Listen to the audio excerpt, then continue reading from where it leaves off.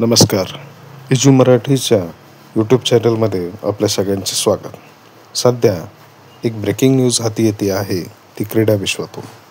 भारत-पाक युद्धाच्या पार्श्वभूमीवर BCCIने सुरक्षेच्या कारणास्तव IPL स्थगित करण्याचा निर्णय घेतला आहे. याआधी पंजाब किंग्स आणि दिल्ली कॅपिटल्स सामना रद्द करण्यात आला होता.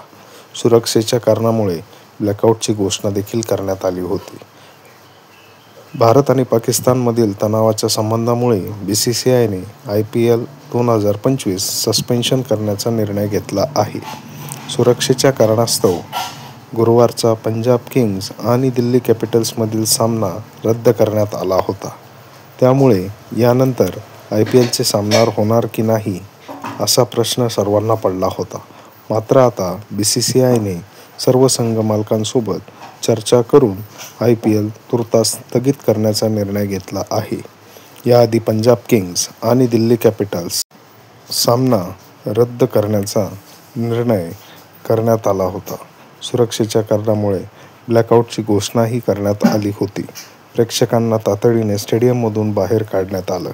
त्यामुळे पुढील सामना होणार की नाही याबाबत साशंकता होती.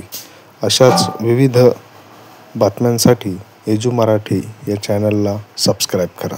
धन्यवाद.